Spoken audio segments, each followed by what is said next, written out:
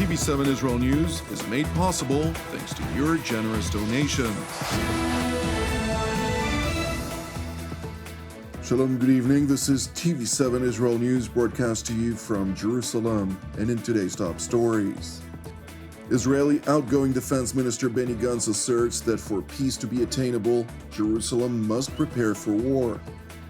Israeli designate Prime Minister Benjamin Netanyahu reasserts his pledge to prevent Iran from ever acquiring nuclear weapon capability.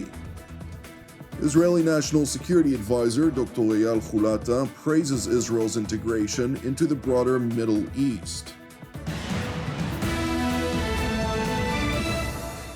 The 36th government of the State of Israel held its last official cabinet meeting yesterday, during which outgoing Prime Minister Yair Lapid listed Jerusalem's perceived achievements under his and his alternating predecessors' leadership.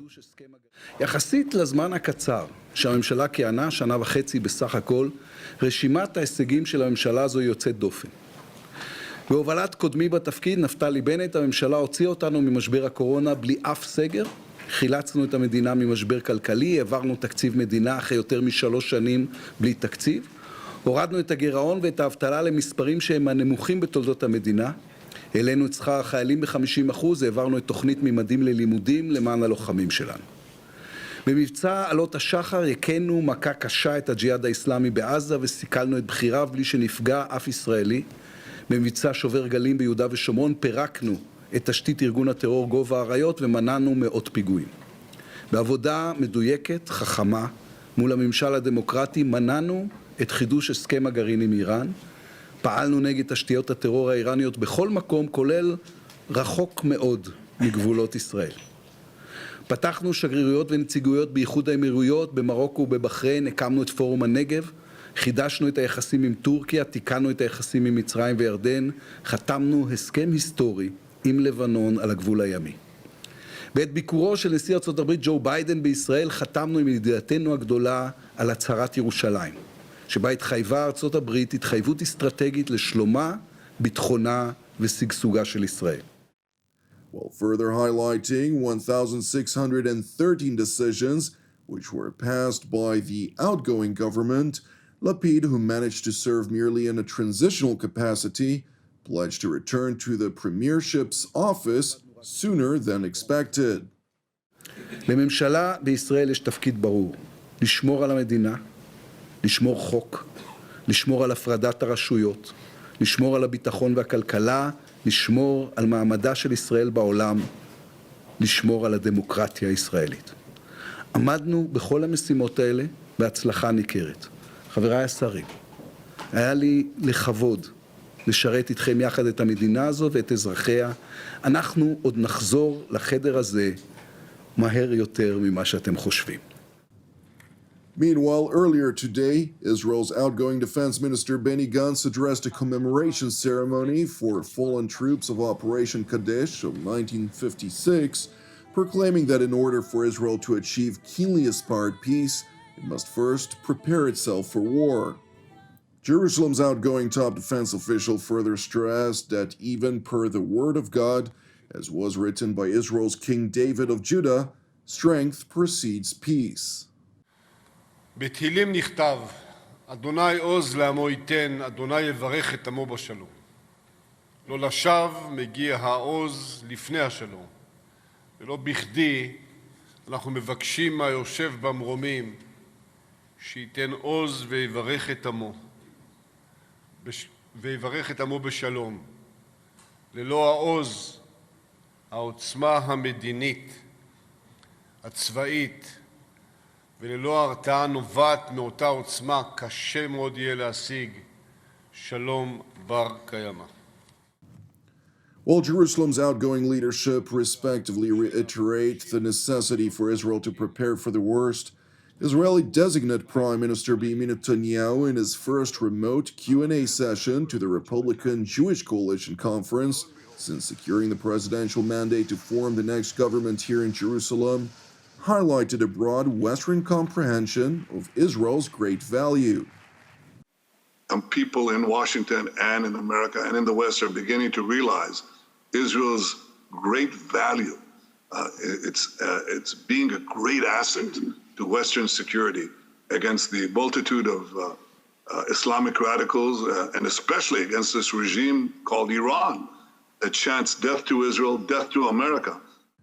Netanyahu, in a previous term in office, openly stood up to the Obama administration over its diplomatic overtures to Iran prior to the signing of the 2015 nuclear agreement, pledged to do whatever it takes to prevent the Islamic Republic from acquiring nuclear weapon capabilities.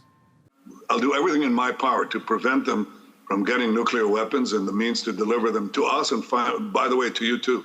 And if that meant taking a stand against a sitting administration, then so be it. I did it, but not haphazardly and not lightheartedly. It was a difficult decision. I described it in my book. Netanyahu further highlighted the positive impact which his neoconservative government had when the Trump administration took office in Washington, effectively materializing Israel's long-sought-after normalization agreements with moderate Arab nations. I was tremendously fortunate to have finally an American administration under President Trump who agreed with this policy, and that helped us cement 4 peace treaties in 4 years, in 4 months, with the United Arab Emirates, with Bahrain, with Morocco, and with the Sudan. Turning to the Kingdom of Bahrain, where Israeli National Security Advisor Dr. Eyal Hulata addressed the IISS Manama Security Dialogue Conference, during which he highlighted the positive trends of Israel's integration into the broader Middle East, which was made possible by the Abraham Accords. Last year, I stood on this stage and described regional threats and opportunities. My underlying message was that Israel's contribution to the region's stability and prosperity was becoming visible. A year later, I think that we can proudly reflect on several important achievements and conclude that the contribution of an integrated Israel resonates far beyond the Middle East borders. In the past year, we worked closely with our allies and partners to enhance regional stability through diplomatic, economic, and military means, while creating a hub for cooperation to jointly tackle energy, food security, technological and climate-related challenges that benefit the citizens of the region as well as the global community. More than anything, we work together to fend against Iran.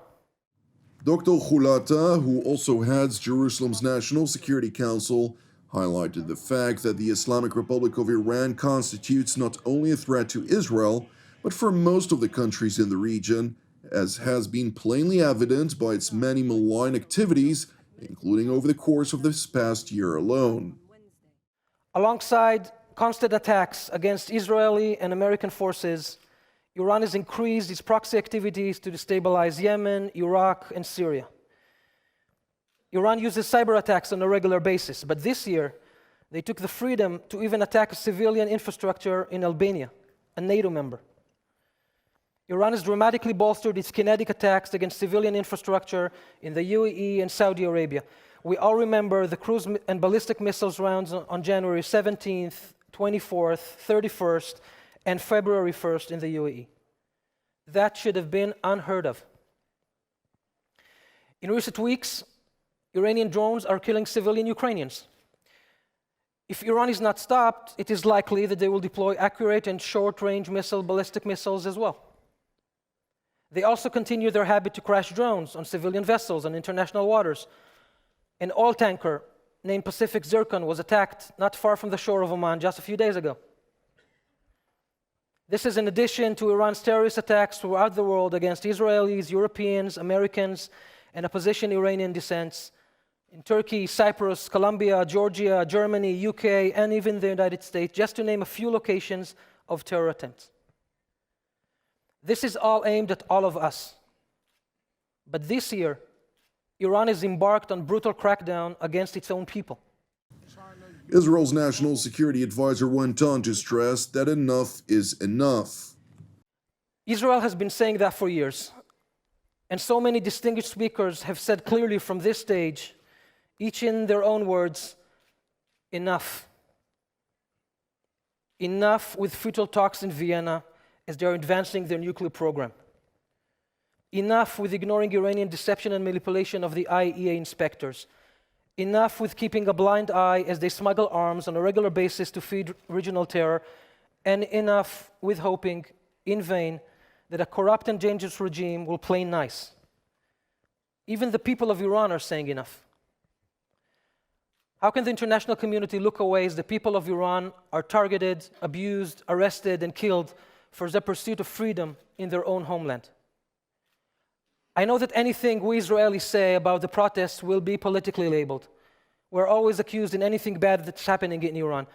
But this is not about us. This is about freedom. Personally, as a son of a Persian descent mother, I extend a direct message to the brave people of Iran. Zan, Zendegi, Azadi. In English it is women, life, freedom. And in Hebrew, Isha, Chaim, Chofish. Thank you for watching TV7 Israel News. I would like to stress our deepest appreciation for TV7 Israel's family of supporters. TV7 Israel is a donation-based ministry. Therefore, your financial contributions essentially enable us to sustain our ongoing operations here in Jerusalem. Additionally, I would like to encourage you, pray for our persecuted brothers and sisters worldwide, and for the peace of Jerusalem and salvation of Israel.